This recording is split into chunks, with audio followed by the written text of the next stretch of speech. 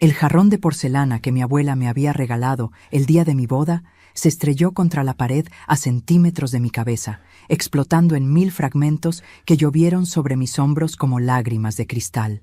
«¡Fuera de mi casa!», rugió Gustavo, mi esposo de 47 años, su rostro deformado por una furia que nunca antes había visto tan descontrolada.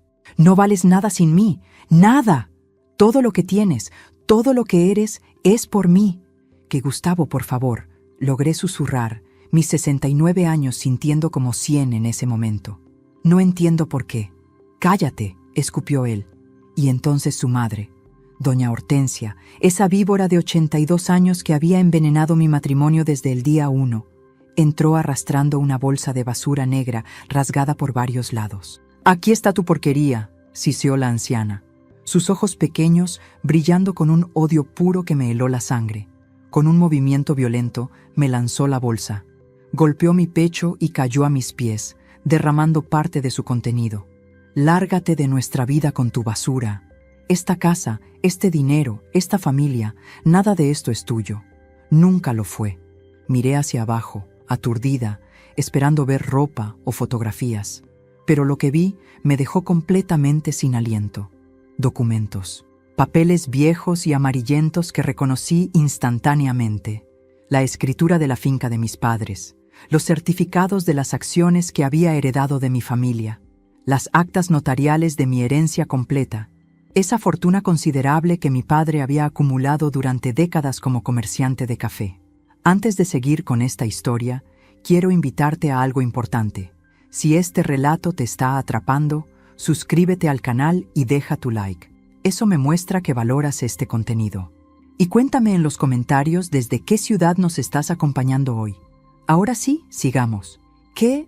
Empecé, agachándome para recoger los papeles con manos temblorosas. ¿Por qué tienen esto? Estos documentos son basura inútil, interrumpió Gustavo con desprecio. Papeles viejos de una familia muerta. Tu padre, tu madre, todos muertos, ya no significan nada, como tú. Pero mientras recogía los documentos con dedos entumecidos, vi algo que ellos claramente no habían visto, o no habían entendido. Entre las escrituras y certificados había algo más, un sobre grueso, sellado, con el sello del bufete legal de mi padre, y en la parte de afuera, escrito con la letra familiar de mi padre, para mi hija Melina, a abrirse solo en caso de necesidad extrema. Mi corazón comenzó a latir más rápido. Este sobre nunca lo había visto antes. «¡Vete ya!», gritó Gustavo, agarrándome del brazo con fuerza suficiente para dejar marcas. Me arrastró hacia la puerta mientras yo abrazaba la bolsa rota contra mi pecho. «No quiero verte nunca más. Los papeles del divorcio están firmados. No tienes derecho a nada. Mañana viene Carla a mudarse aquí». Carla, su secretaria de 35 años. La razón real de todo esto. La mujer por la que me estaba desechando como basura después de casi 5 décadas. Me empujó hacia afuera y cerró la puerta con tanta fuerza que la casa entera tembló. Escuché el cerrojo girando, sellando mi expulsión. Me quedé ahí parada en el porche, bajo la lluvia que había comenzado a caer, sosteniendo una bolsa de basura rota, llena de lo que ellos pensaban que era papeles inútiles de una vida pasada. Pero mientras las lágrimas se mezclaban con la lluvia en mi rostro y mis dedos tocaban el sobre sellado de mi padre, algo comenzó a cambiar dentro de mí. La mujer destrozada que había sido empujada fuera de su casa estaba muriendo. Y algo más duro, más peligroso, estaba naciendo en su lugar. Conduje hasta el único lugar donde podía ir, la casa de mi difunta hermana Elena, que había quedado vacía desde su muerte hace 2 años. Yo tenía las llaves porque estaba supuesta a venderla, pero nunca había reunido el valor emocional para hacerlo. Ahora, mientras estacionaba frente a la pequeña casa de 2 habitaciones, agradecí mi procrastinación. Entré con la bolsa de basura empapada, dejando un rastro de agua en el piso de madera. La casa olía a cerrado, a abandono, a recuerdos. Prendí las luces y me senté en el sofá cubierto con sábanas, finalmente permitiéndome temblar con la adrenalina y el shock que había estado conteniendo. Pero no tenía tiempo para desmoronarme. Algo en ese sobre me llamaba con urgencia que no podía ignorar. Con dedos temblorosos, rompí el sello que había permanecido intacto durante quién sabe cuántos años. Dentro había varios documentos cuidadosamente doblados y una carta escrita con la letra de mi padre. «Mi querida Melina», comenzaba, «si estás leyendo esto, significa que has enfrentado una traición o dificultad tan grande que necesitas la verdad completa sobre tu herencia. Perdóname por no habértelo dicho en vida, pero quería que vivieras tu matrimonio sin la carga de esta información. Sin embargo, siempre desconfié de Gustavo y su madre. Por eso tomé precauciones. Mi corazón latía tan fuerte que apenas podía respirar. La carta continuaba. Cuando te casaste en 1976, firmaste varios documentos que Gustavo y doña Hortensia te presentaron como formalidades matrimoniales normales. No lo eran. Eran contratos de transferencia que movían tu herencia completa, valorada entonces en 3 millones de pesos, a nombre de Gustavo bajo la figura de bienes matrimoniales administrados por el esposo. El mundo giró a mi alrededor. Recordé ese día. Tenía 22 años, enamorada, confiada. Gustavo había puesto los papeles frente a mí con esa sonrisa que amaba, su madre a su lado asintiendo aprobatoriamente. Solo formalidades legales, mi amor, para protegernos como pareja casada. Yo había firmado sin leer. Dios mío, había firmado sin leer. Sin embargo, continuaba mi padre, yo nunca transferí legalmente esos bienes. Los documentos que firmaste eran válidos en forma, pero no en fondo, porque yo nunca ejecuté mi parte de la transferencia. Mantuve todo a tu nombre, pero en un fideicomiso que solo tú puedes acceder con la documentación correcta. Dejé caer la carta. Mareada. ¿Qué significaba esto? Busqué entre los otros documentos en el sobre. Ahí estaba, un certificado de fideicomiso a nombre de Melina Sandoval de Herrera, establecido en 1976, nunca disuelto, nunca accedido. Pero había más, mucho más. Estados de cuenta bancarios que mostraban que la empresa familiar, que Gustavo presumía haber construido desde cero, Herrera Importaciones y Exportaciones, había sido fundada con un préstamo inicial de 2 millones de pesos. Un préstamo que, según estos documentos, venía de mi fideicomiso, autorizado mediante una firma falsificada. Mi padre había incluido análisis de perito grafológico, comparando mi firma real con la que aparecía en los documentos del préstamo. No coincidían. Seguí leyendo, documento tras documento, cada uno revelando una nueva capa de traición. Gustavo nunca había construido nada. Todo, la empresa, las propiedades, las inversiones que tanto presumía, había sido comprado con mi dinero. Dinero que él y su madre habían robado mediante fraude. Y yo, la tonta enamorada, había vivido 47 años creyendo que era afortunada de estar casada con un hombre de negocios exitoso, agradeciéndole por darme una buena vida, sintiéndome menos porque nunca trabajé fuera de casa, porque solo fui ama de casa y madre, cuando en realidad yo había financiado todo desde el principio. La carta de mi padre terminaba con una instrucción clara. Los documentos adjuntos son copias certificadas. Los originales están en una caja de seguridad en el Banco Nacional, sucursal central, bajo tu nombre. El número de caja y la llave están en el sobre pequeño marcado urgente. Y Melina, si estás leyendo esto, significa que necesitas recuperar lo que siempre fue tuyo. No dudes, no tengas miedo. Tu madre y yo te criamos para ser fuerte. Ahora es momento de demostrarlo. Con todo mi amor, papá. Encontré el sobre pequeño. Dentro había una llave dorada y un número, 1584. Me quedé sentada en ese sofá polvoriento, en la casa de mi hermana muerta, sosteniendo la llave de mi libertad, y por primera vez en décadas sentí algo diferente a resignación o sumisión. Sentí furia pura. Gustavo y su bruja de madre me habían robado toda mi vida. Mi dinero, mi identidad, mi poder, me habían convertido en una sombra, en una sirvienta agradecida en mi propia casa construida con mi propio dinero. Pero ahora sabía la verdad, y la verdad, descubrí, era un arma devastadora. Esa noche no dormí. Me senté en la mesa de la cocina de Elena con todos los documentos extendidos frente a mí, reconstruyendo mi vida como si fuera un rompecabezas macabro. Cada pieza que encajaba revelaba una imagen más horrible que la anterior. Yo tenía 22 años, recién graduada de la universidad con un título en literatura que nunca usé. Mi padre acababa de morir. Un infarto súbito que nos dejó a mi madre, a Elena y a mí devastadas. El funeral fue apenas 2 meses antes de mi boda con Gustavo. Recordé ese día con una claridad que cortaba como vidrio. Gustavo había sido tan atento, tan consolador durante mi luto. «No te preocupes por nada, mi amor», me había dicho, sosteniendo mi mano mientras yo lloraba. «Yo cuidaré de ti. Tu padre habría querido que estuvieras protegida». Y yo, perdida en el dolor, había confiado ciegamente. La boda fue pequeña. Doña Hortensia insistió en eso. Tan pronto después de la muerte de tu padre, una celebración grande sería de mal gusto. Había dicho con esa voz dulce y venenosa que usaba cuando manipulaba. Mi madre, sumida en su propia tristeza, estuvo de acuerdo. 3 días antes de la boda, Gustavo llegó con una carpeta de documentos. «Son solo formalidades legales», explicó. «Papeles que tenemos que firmar para proteger nuestros bienes como pareja casada». Mi abogado lo preparó todo. Yo estaba en medio de preparativos de última hora. Mi vestido de novia colgado en el closet, las flores ordenadas, el pastel reservado. No tenía tiempo ni energía mental para leer páginas y páginas de jerga legal. «¿Qué dicen exactamente?», había preguntado, hojeando las páginas sin realmente verlas. «Básicamente, que lo que es mío es tuyo y lo que es tuyo es mío», sonrió Gustavo.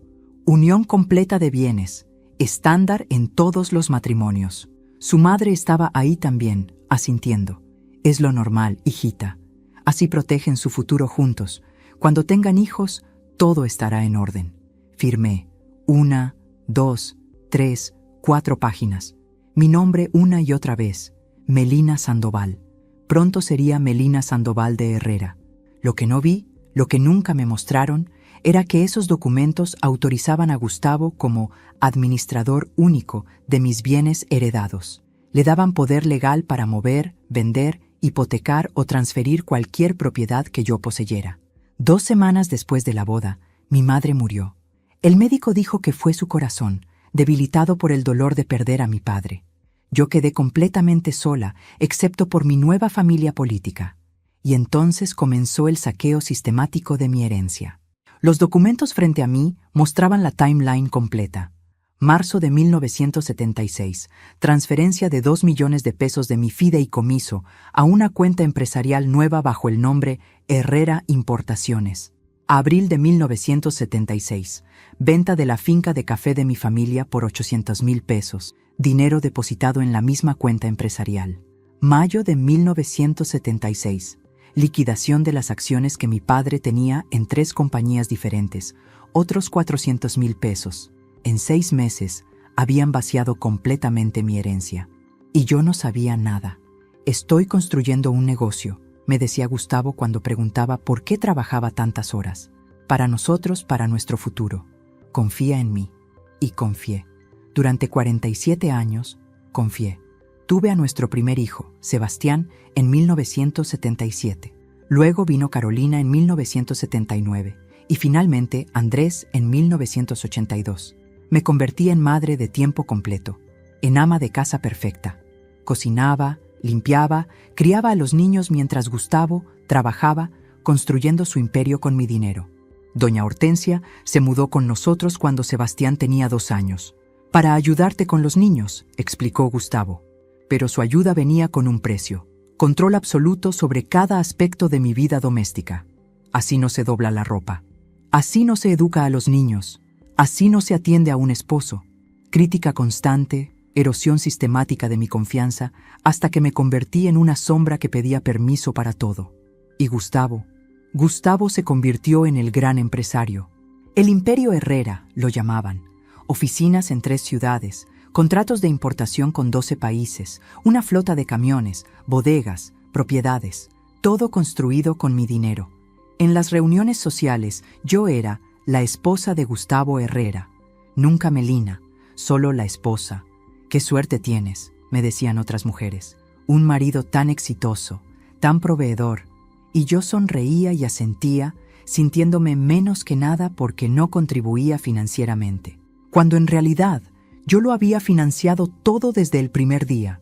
Ahora, sentada entre los escombros de mi vida destruida, veía todo con claridad brutal. Habían esperado. Gustavo y su madre habían esperado hasta que yo fuera vieja, hasta que los niños fueran adultos independientes, hasta que pensaran que yo no tenía opciones. Y entonces me desecharon como basura. Pero cometieron un error fatal. Me dieron los documentos. Pensando que eran basura inútil, me dieron la evidencia de su fraude. Y ahora iba a usar esa evidencia para destruirlos. A las 8 de la mañana del día siguiente, estaba parada frente al Banco Nacional con la llave dorada en mi mano. Había pasado la noche en vela, pero no me sentía cansada. La adrenalina y la rabia me mantenían funcionando con una claridad que no había sentido en décadas. El empleado del banco me guió hacia las cajas de seguridad. Cuando abrí la número 1584, encontré más de lo que esperaba. Mi padre había sido meticuloso, casi profético en su preparación. Dentro había copias originales de todos los documentos de mi herencia, mi acta de nacimiento, certificados de propiedad y algo más. Una carta de recomendación para un abogado llamado Dr. Mauricio Vega, especializado en fraude financiero y derecho familiar. La carta estaba fechada en 1975, escrita por mi padre poco antes de morir. Si mi hija necesita ayuda legal contra su esposo o su familia política, este hombre es de total confianza. He dejado instrucciones y un retainer prepagado con él. Llamé al número que aparecía en la carta sin pensarlo 2 veces. Una secretaria contestó, y cuando expliqué quién era y mencioné el nombre de mi padre, me pasaron inmediatamente. «Señora Herrera», dijo una voz masculina, calmada pero con un toque de urgencia. «He estado esperando su llamada durante 47 años». 2 horas después, estaba sentada en su oficina, una suite elegante en el distrito financiero. El doctor Mauricio Vega tenía unos 60 años, cabello gris perfectamente peinado, traje impecable. Me ofreció café que acepté con manos todavía temblorosas. Su padre vino a verme 3 meses antes de morir. Comenzó, abriendo un archivador antiguo. Me dijo que desconfiaba profundamente de Gustavo Herrera y de doña Hortensia, que tenía un mal presentimiento. Me dejó instrucciones específicas y dinero prepagado para representarla si alguna vez lo necesitaba. «¿Por qué no me contactó después de que papá murió?», pregunté. «Porque sus instrucciones fueron claras. Solo intervenir si usted me contactaba primero. Él no quería destruir su matrimonio si resultaba que sus sospechas eran infundadas, pero también quería que tuviera protección si las necesitaba». Le mostré todos los documentos que había encontrado. Los revisó meticulosamente, sus cejas elevándose más con cada página. «Esto es fraude en múltiples niveles», dijo finalmente. «Falsificación de firma, apropiación indebida de fondos fiduciarios, transferencia fraudulenta de activos. Y lo mejor para su caso, el fideicomiso nunca fue legalmente disuelto. Técnicamente, todos los bienes que transfirió a Gustavo siguen siendo legalmente suyos». ¿Qué significa eso? Significa que la empresa, las propiedades, las cuentas bancarias, todo lo que Gustavo ha construido con su dinero robado, técnicamente le pertenece a usted. Él ha estado operando un negocio con capital que obtuvo fraudulentamente. Mi corazón latía tan fuerte que podía escucharlo. ¿Puedo recuperarlo? ¿Puedo hacer algo mejor que eso?, sonrió el doctor Vega, y era la sonrisa de un tiburón oliendo sangre. Puedo destruirlo legalmente. Demandas civiles por fraude, restitución completa de bienes, daños y perjuicios por 47 años de ganancias mal habidas. También podemos presentar cargos criminales por falsificación y fraude. ¿Cuánto tiempo tomará? Con la evidencia que tiene y con el fideicomiso aún activo, puedo conseguir órdenes judiciales preliminares en 1 semana. Embargo preventivo de todos los activos mientras se investiga. Eso los dejaría sin acceso a nada hasta que se resuelva el caso. «Hágalo», dije sin dudarlo. «Quiero que pierdan todo, como me hicieron perder a mí». Durante los siguientes días, el doctor Vega trabajó como una máquina. Presentó demandas en 3 juzgados diferentes: civil por fraude, familiar por división fraudulenta de bienes y criminal por falsificación de documentos. También contrató a un investigador privado que comenzó a documentar todo: la relación de Gustavo con Carla, sus gastos extravagantes, las propiedades a nombre de testaferros. «Su esposo ha sido descuidado», me informó el doctor Vega días después. Tiene una cuenta bancaria secreta en Islas Caimán con casi $2 millones, dinero que sacó de la empresa sin declarar. Eso es evasión fiscal, además de todo lo demás. Cada nueva revelación era otra puñalada, pero también otra munición para mi arsenal. El investigador también descubrió que Gustavo planeaba casarse con Carla en 2 meses. Ya habían reservado un salón de eventos, enviado invitaciones preliminares a amigos cercanos. Perfecto, dije cuando escuché esto. Déjelo planear su boda. Mientras más público sea, mejor. El doctor Vega me miró con algo parecido a admiración. ¿Estás segura de que quiere esperar? Podemos actuar ahora. Quiero que sea público, dije firmemente. Quiero que sienta la misma humillación que yo sentí cuando me echó de casa frente a su madre. Quiero que su mundo se desmorone cuando esté en su momento de mayor triunfo. Entonces esperaremos, asintió. Y señora Herrera, si me permite decirlo, su padre estaría orgulloso. Una semana después de comenzar el proceso legal, recibí una llamada inesperada. Era Carolina, mi hija de 44 años. Desde el divorcio, ninguno de mis 3 hijos me había contactado. Gustavo les había dicho su versión, que yo era una carga, que estaba senil, que el divorcio era lo mejor para todos. Mamá, su voz sonaba tensa. Necesito verte, sola, sin que papá lo sepa. Nos encontramos en una cafetería al otro lado de la ciudad, lejos de lugares donde alguien pudiera reconocernos. Carolina llegó con ojeras profundas y maquillaje que no podía ocultar que había estado llorando. Encontré algo, dijo sin preámbulos, deslizando un sobre por la mesa. Estaba ayudando a papá a limpiar el estudio para que ella pueda redecorar. La amargura en su voz era palpable. Encontré esto escondido detrás de unos libros. Dentro del sobre había fotografías. Gustavo y Carla, pero no eran recientes. Eran de hace años, muchos años. Mira las fechas en el reverso, dijo Carolina. Lo hice. Las fotografías estaban fechadas. La más antigua era de 1995, 28 años atrás. Carla tenía 7 años entonces. Y había otras, año tras año, documentando una relación que claramente no había comenzado cuando ella era su secretaria hace 5 años, como él afirmaba. Ha estado con ella desde que yo tenía 16 años, susurró Carolina, sus ojos llenándose de lágrimas. Toda mi vida adulta, mamá. Toda tu vida con él después de que nosotros crecimos. Todo fue mentira. Tomé su mano por encima de la mesa. Hay más mentiras de las que sabes, mi amor. Mucho más. Le conté todo.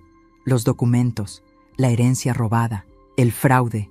Carolina escuchó con expresión cada vez más horrorizada. Dios mío, susurró cuando terminé. Todo lo que tenemos, todo lo que pensábamos que papá había construido, fue construido con mi dinero, el dinero de tu abuelo, tu herencia también, técnicamente. Ella se cubrió la boca con ambas manos. ¿Sebastián y Andrés saben? No, y no estoy segura de si creerían. Sebastián no, admitió Carolina. Él es demasiado parecido a papá. Pero Andrés ha estado haciendo preguntas. Él trabaja en la empresa como contador, ¿recuerdas? Ha notado irregularidades en los libros. Papá lo ha estado callando, diciéndole que no se meta en lo que no entiende. Mi hijo menor, Andrés, de 41, siempre el más sensible, el más observador. ¿Puedes organizar una reunión con él?, pregunté, sin que tu padre lo sepa. 2 días después, los 3 estábamos en la casa de Elena. Andrés entró con expresión cautelosa, pero cuando vio los documentos que había esparcido sobre la mesa, su rostro cambió completamente. Sabía que algo estaba mal, dijo, tomando asiento. Los números nunca cuadraban. Hay cuentas que no coinciden, transferencias sin explicación, gastos que no tienen sentido. Miró los documentos de mi herencia. ¿Esto es real? ¿Todo el capital inicial vino de ti? Cada peso, confirmé. Andrés se pasó las manos por el cabello, un gesto que me recordó a mi padre. He estado revisando libros de hace décadas porque papá me pidió digitalizar archivos viejos. Mamá, hay algo más que debes saber. La empresa no está tan bien como papá dice. Está endeudada. Mucho. ¿Cuánto? Casi $5 millones. Inversiones malas, proyectos que fracasaron. Papá ha estado sacando dinero de las cuentas operativas para mantener su estilo de vida y para mantener a Carla. Carolina ahogó un grito. ¿5 millones? Y va a empeorar. Hay un préstamo grande que vence en 3 meses. Si no puede pagarlo, el banco puede ejecutar garantías sobre las propiedades principales. Una idea comenzó a formarse en mi mente. Andrés, ¿tienes acceso a esos registros? ¿Puedes documentar las deudas, las malas inversiones? Sí, pero ¿por qué? Porque cuando demande para recuperar los activos, quiero que el mundo sepa que Gustavo no solo me robó mi herencia, sino que la desperdició. Que el gran empresario en realidad es un fraude que no puede manejar dinero. Andrés y Carolina intercambiaron miradas. «Estamos contigo, mamá», dijo Carolina firmemente. «Lo que necesites». «¿Y Sebastián?», pregunté. «Déjame hablar con él», dijo Andrés. «Él adora a papá, pero también es padre. Tiene 2 hijas. Cuando entienda que papá les robó su herencia de abuela, su legado, creo que cambiará de opinión». Durante las siguientes semanas, mis hijos se convirtieron en mis espías dentro del campamento enemigo. Andrés copiaba documentos financieros. Carolina grababa conversaciones donde Gustavo y doña Hortensia hablaban despectivamente de mí. Y Sebastián, después de una confrontación difícil con sus hermanos, finalmente vio las pruebas y tuvo que aceptar la verdad. No estaba feliz, pero se puso de mi lado. Lentamente, metódicamente, construimos un caso que no solo recuperaría mi dinero, sino que destruiría completamente la imagen pública de Gustavo Herrera, y todo explotaría en su cara exactamente cuando se sintiera más triunfante.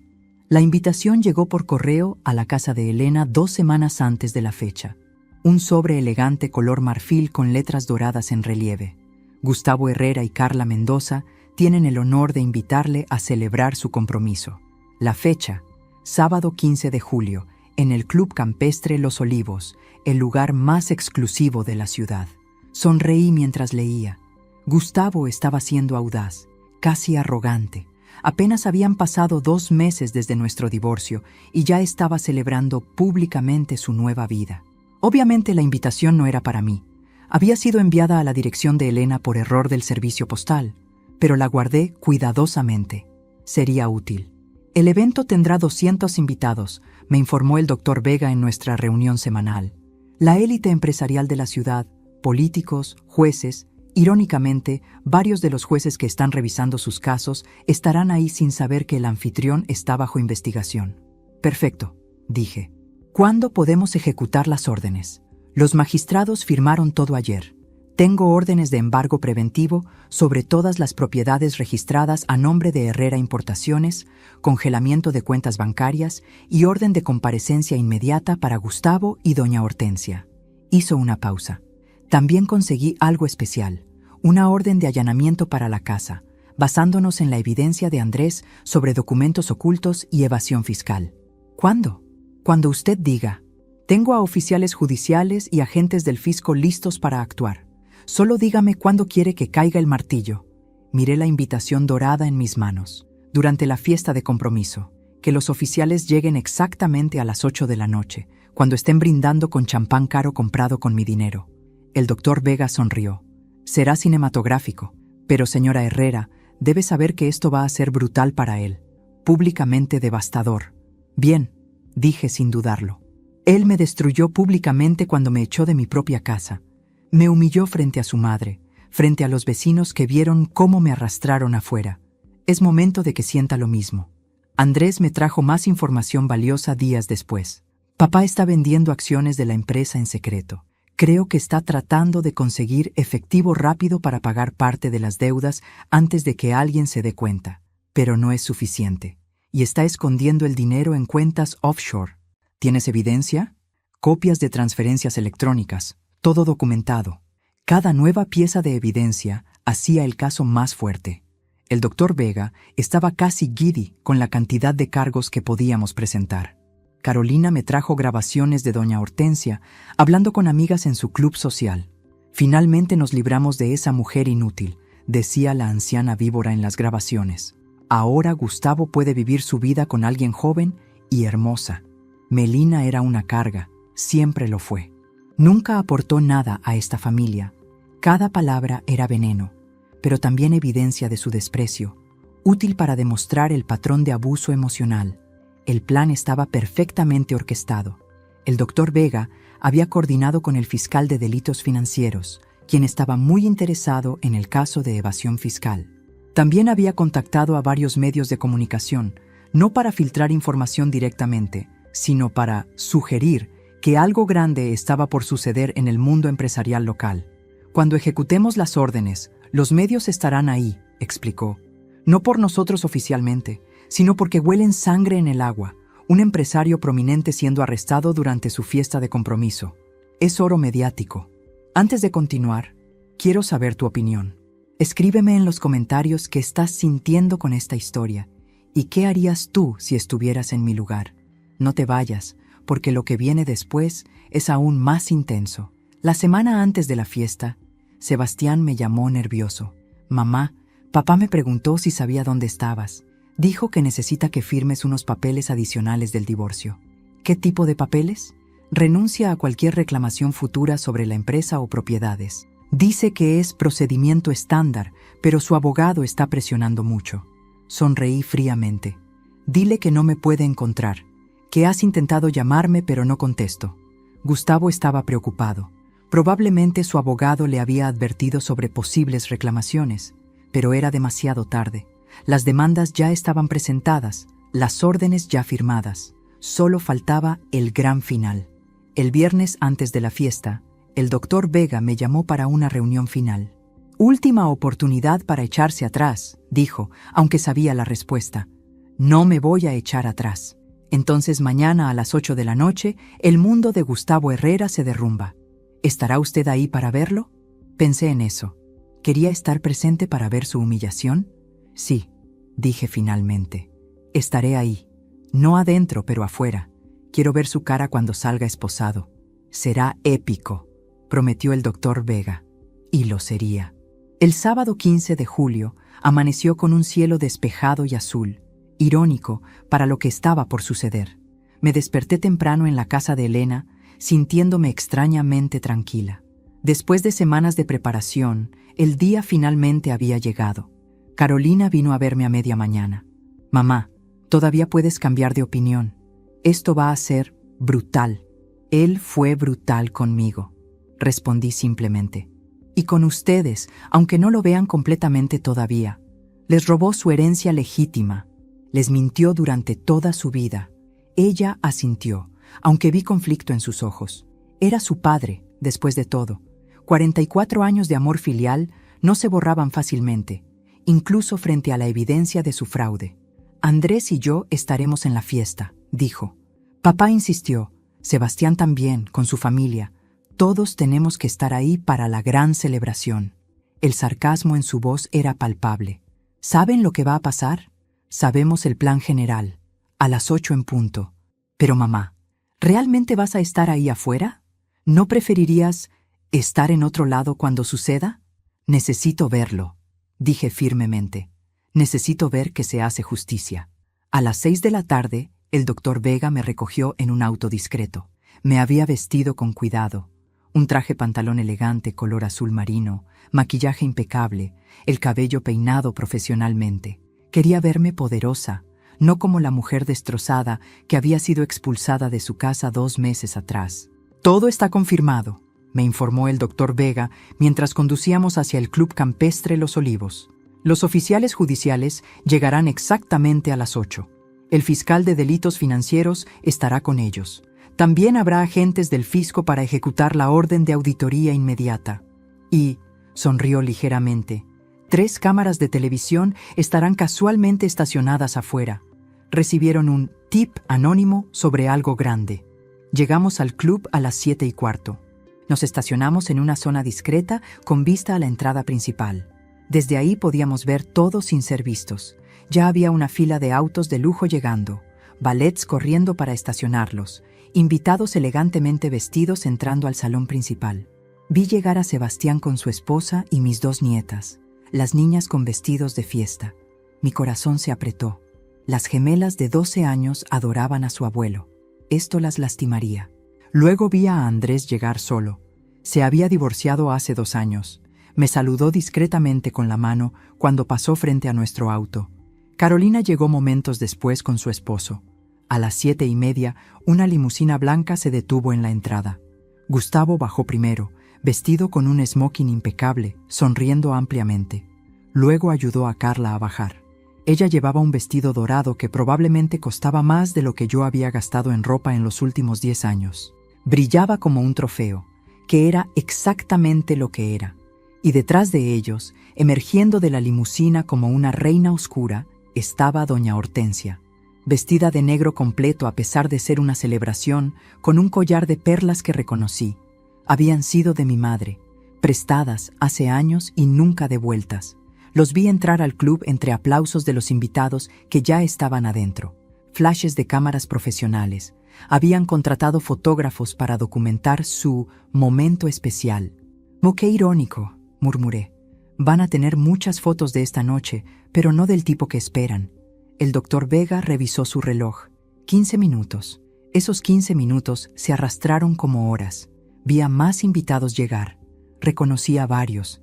El director del banco principal de la ciudad, 2 concejales municipales, el dueño de la compañía de medios más grande de la región, empresarios con quienes Gustavo había hecho negocios durante décadas. Todos ahí para celebrar al exitoso empresario y su nuevo amor. Ninguno sabiendo que estaban a punto de presenciar su caída. A las 7:58, 3 camionetas negras se detuvieron en la entrada del club. No eran discretas, eran vehículos oficiales con insignias del sistema judicial. De ellas bajaron 8 oficiales uniformados, 2 fiscales con portafolios gruesos y 4 agentes del servicio de impuestos. Los valets se quedaron congelados, sin saber qué hacer. «Es hora», dijo el doctor Vega. Los oficiales entraron al club. Desde nuestro auto no podíamos ver directamente adentro, pero imaginé la escena. Gustavo probablemente estaba en medio de un brindis, champán en mano, Carla a su lado sonriendo, doña Hortensia observando con satisfacción, 200 invitados de la élite aplaudiendo su felicidad. Y entonces las puertas se abrieron y entraron los oficiales. Exactamente 3 minutos después, comenzó el caos. Invitados empezaron a salir del club, confundidos, murmurando entre ellos. Vi a Carolina salir rápidamente con sus nietas, protegiéndolas de lo que estaba sucediendo adentro. Me vio en el auto y asintió. Las niñas estaban a salvo. Las cámaras de televisión se activaron inmediatamente, camarógrafos corriendo hacia la entrada. Y entonces lo vi. Gustavo, saliendo del club flanqueado por 2 oficiales, tenía las manos esposadas detrás de la espalda. Su rostro, ese rostro que había amado durante décadas, estaba completamente blanco, los ojos muy abiertos en shock absoluto. Detrás de él venía doña Hortensia, también esposada, gritando: «Esto es un ultraje, saben quiénes somos, mi hijo es un empresario respetado». Uno de los fiscales le respondió algo que no pude escuchar, pero la anciana se puso aún más roja, vociferando obscenidades. Carla salió llorando, sin esposas, pero claramente en shock. Su vestido dorado brillaba bajo las luces de las cámaras que capturaban cada momento. Los reporteros comenzaron a gritar preguntas. «Señor Herrera, ¿es verdad que está siendo arrestado por fraude? ¿Confirma que evadió impuestos por más de 5 millones? ¿Su empresa era un fraude desde el principio?» Gustavo trataba de cubrirse el rostro, pero era imposible con las manos esposadas. Los flashes explotaban constantemente, capturando su humillación para la posteridad. Sebastián salió entonces luciendo completamente destrozado. Su esposa lo sostenía del brazo. Andrés estaba con ellos, y aunque se veía afectado, también había algo parecido a satisfacción en su expresión. Uno de los fiscales se acercó a las cámaras y dio una declaración improvisada. Esta noche, Gustavo Herrera y Hortensia Vega de Herrera han sido arrestados por múltiples cargos de fraude financiero, falsificación de documentos, evasión fiscal y apropiación indebida de fondos fiduciarios. Las investigaciones revelan que la empresa Herrera Importaciones fue fundada con capital obtenido fraudulentamente de un fideicomiso familiar. Las víctimas incluyen a la exesposa del señor Herrera, de quien robó sistemáticamente su herencia completa durante 47 años. El murmullo de la multitud de invitados se convirtió en un rugido. Todos miraban hacia los autos de policía, donde estaban metiendo a Gustavo y a doña Hortensia. «Mamá quiere hablar con usted», dijo uno de los oficiales, acercándose a nuestro auto. El doctor Vega había coordinado esto. Quería que Gustavo supiera quién había orquestado su caída. Bajé del auto. Las cámaras inmediatamente giraron hacia mí, pero el doctor Vega había preparado a los reporteros. «Ella es la víctima», escuché que uno decía. «La esposa a quien robaron». Caminé hacia el auto de policía donde tenían a Gustavo. Un oficial abrió la puerta para que pudiera verlo. Nuestras miradas se encontraron. En sus ojos vi confusión, shock, y luego, cuando finalmente comprendió quién estaba detrás de todo esto, un miedo puro. «Melina», susurró. «¿Qué hiciste?» «Recuperé lo que siempre fue mío», respondí con voz calmada. «Esa basura que tu madre me tiró, los documentos que pensaron que eran inútiles, resultaron ser la evidencia completa de tu fraude. 47 años de fraude. Esto es un error», balbuceó. «Podemos arreglarlo, podemos...» «No hay nada que arreglar, Gustavo.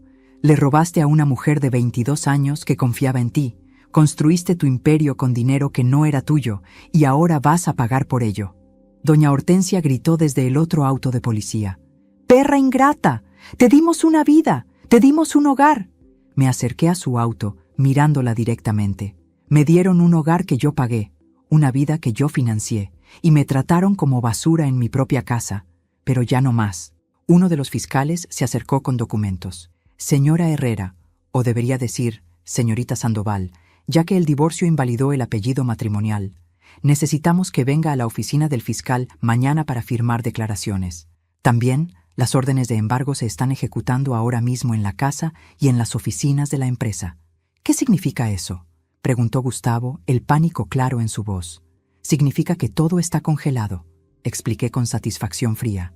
«Las cuentas bancarias, las propiedades, los vehículos, todo. No puedes tocar nada hasta que el caso se resuelva, y cuando se resuelva todo, absolutamente todo, volverá a mí». «No puedes hacer esto», gritó. «Esa empresa es mía, la construí yo». «La construiste con mi dinero robado», corregí. «Y ahora la justicia te está alcanzando». Los oficiales comenzaron a cerrar las puertas de los autos de policía. Gustavo gritaba algo, pero no pude escucharlo por el ruido de la multitud y las cámaras. Carla estaba sentada en las escaleras del club, llorando, su vestido dorado ahora arrugado. Varios invitados pasaban junto a ella sin siquiera mirarla. La fiesta de compromiso se había convertido en una escena del crimen. Sebastián se acercó a mí, sus ojos rojos. «Mamá, yo no sabía todo esto». «Lo sé, mi amor», dije abrazándolo. «Y lamento que tengas que verlo así. Pero tu padre nos robó a todos, a mí, a ti, a tus hermanos, a tus hijas. El dinero que debería haber sido tu herencia, la seguridad que deberían tener tus niñas, todo fue desperdiciado en su arrogancia». Andrés y Carolina se unieron a nosotros. Nos quedamos ahí, los cuatro, viendo cómo los autos de policía se alejaban llevando a Gustavo y a doña Hortensia. Las cámaras seguían grabando. Los invitados seguían murmurando. El escándalo del año estaba capturado en video de alta definición para que todo el mundo lo viera. El doctor Vega se acercó con una sonrisa. «Perfectamente ejecutado. Para mañana, esto estará en todos los noticieros. El respetable empresario desenmascarado como fraude». Miré el club, las decoraciones caras para una fiesta que nunca terminaría adecuadamente, el champán caro sin beber, la torta elaborada que nadie probaría, todo pagado con mi dinero, pero ya no más. «Vámonos», le dije al doctor Vega. «Ya vi suficiente». Mientras nos alejábamos, vi en el espejo retrovisor el caos que dejábamos atrás. Y por primera vez en 47 años me sentí completamente libre. La guerra había sido ganada.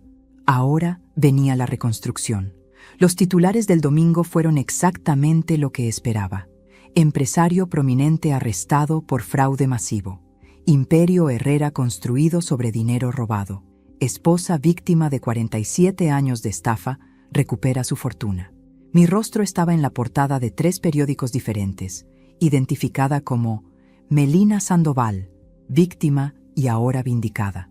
El lunes, la oficina del doctor Vega estaba inundada de llamadas. reporteros queriendo entrevistas, otros abogados ofreciendo ayuda pro bono, incluso organizaciones de derechos de mujeres queriendo usar mi caso como ejemplo de abuso financiero sistemático. Es mediáticamente perfecto, me informó el doctor Vega. Una mujer mayor, robada por su esposo durante décadas, finalmente obtiene justicia. El público está de su lado completamente. Pero yo no estaba interesada en ser una víctima mediática. Estaba interesada en resultados. Los resultados llegaron rápido. Con Gustavo y doña Hortensia en prisión preventiva, el juez les negó la fianza, considerándolos riesgo de fuga dado el dinero en cuentas offshore. Los abogados del Estado comenzaron el proceso de restitución. El primer paso fue la auditoría completa de Herrera Importaciones. Andrés, como contador interno, fue esencial en este proceso. Trabajó directamente con los auditores del gobierno, revelando cada rincón oscuro de la contabilidad de la empresa. Papá ha estado cocinando los libros durante años, me informó en una reunión 2 semanas después del arresto. No solo robó tu herencia inicial, ha estado desviando fondos, evadiendo impuestos, creando empresas fantasma. La cantidad real de fraude es probablemente el doble de lo que pensábamos. Los números finales fueron asombrosos. Entre la herencia inicial robada, las ganancias generadas por ese capital durante 47 años, los intereses acumulados y los daños punitivos, la Corte determinó que Gustavo me debía aproximadamente $18 millones. 18 millones que él no tenía porque había gastado, desperdiciado y escondido la mayor parte. Pero yo tenía algo mejor que dinero. Tenía los activos. La casa donde me habían echado fue la primera en ser transferida de vuelta a mi nombre. Fui con oficiales judiciales, abrí la puerta con mi propia llave nueva y caminé por cada habitación. Carla había estado viviendo ahí apenas 2 meses, pero ya había redecorado todo. Mis fotografías familiares habían sido removidas, mis muebles reemplazados. Era como si estuvieran tratando de borrar cualquier rastro de mi existencia. Quiero que todo lo que ella trajo sea removido, le dije al oficial.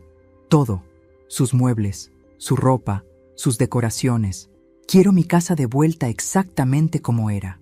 Tomó 3 semanas, pero cuando terminaron, era como retroceder en el tiempo.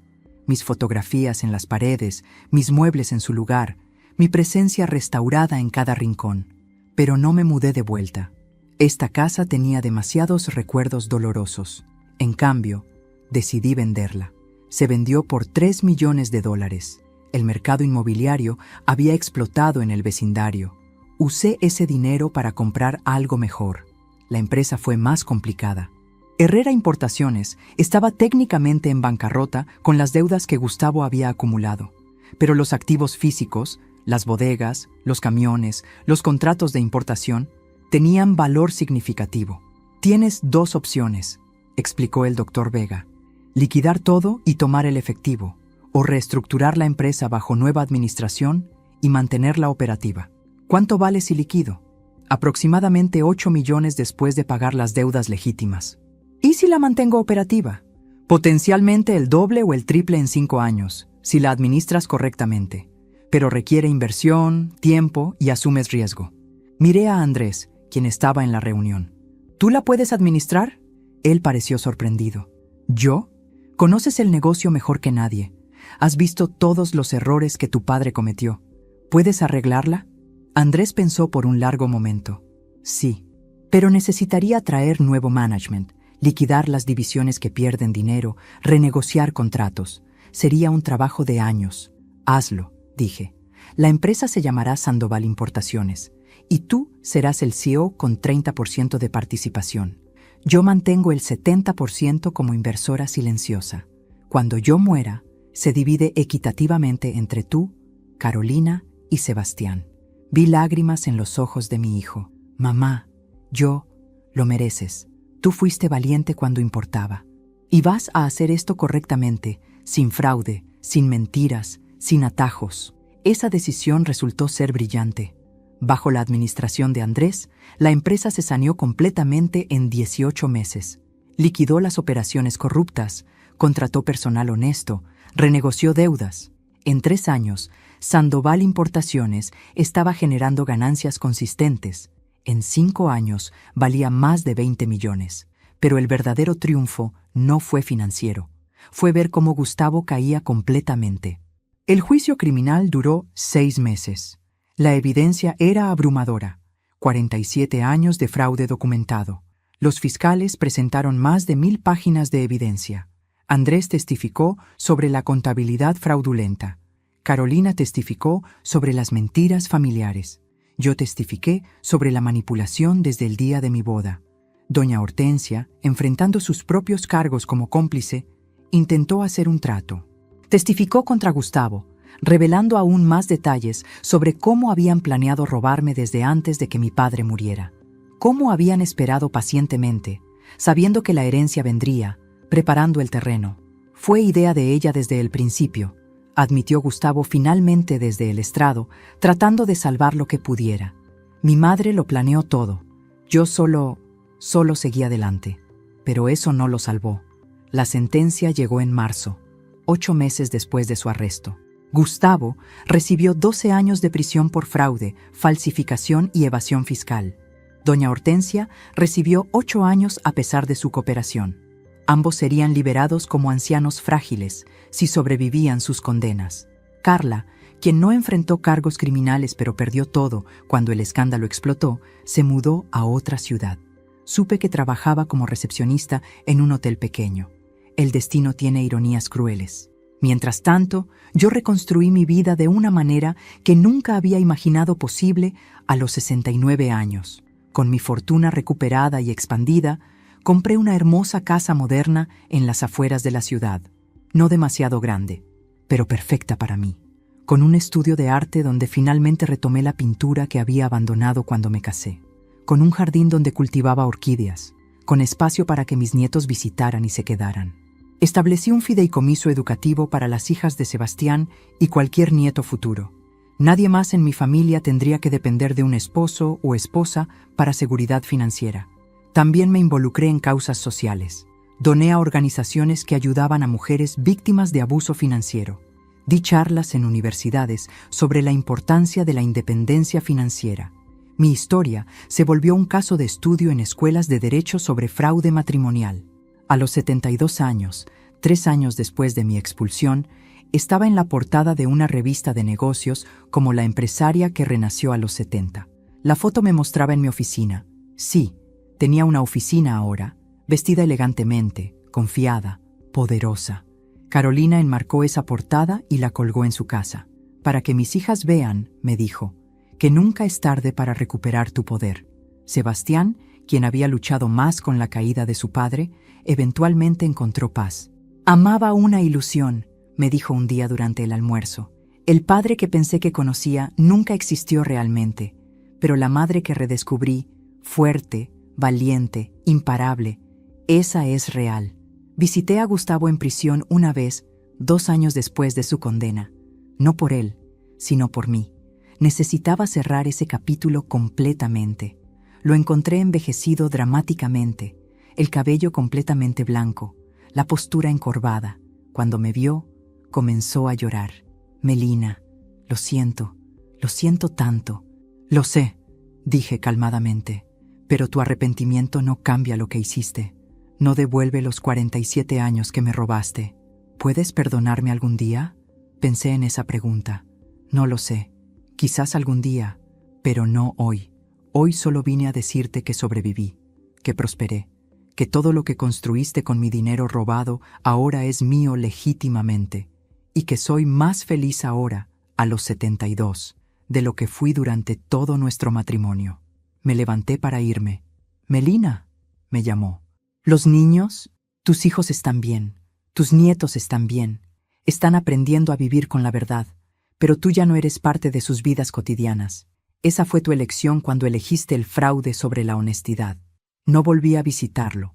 Ahora, a mis 74 años, escribo estas memorias en mi estudio mientras el sol de la tarde ilumina mis orquídeas. Sandoval. Importaciones está valorada en 30 millones. Mis hijos están financieramente seguros. Mis nietos tienen fondos educativos garantizados, y yo, Melina Sandoval, ya no soy la esposa de nadie. Soy simplemente yo. Y eso es más que suficiente. Gracias por acompañarme hasta el final de la historia de Melina, una mujer que nos enseñó que nunca es tarde para recuperar tu poder y reclamar lo que es tuyo. Si esta historia te conmovió, te hizo reflexionar o simplemente te mantuvo enganchado hasta el final, te invito a suscribirte al canal y dejar tu like. Tu apoyo hace que pueda seguir trayéndote historias que inspiran y transforman. Cuéntame en los comentarios, ¿desde qué ciudad nos estás viendo? ¿Qué fue lo que más te impactó de esta historia? ¿Crees que Melina hizo lo correcto? ¿Conoces a alguien que haya vivido una situación similar? Comparte esta historia con alguien que necesite recordar que el valor no viene de un esposo o esposa, sino de tu propia fuerza interior.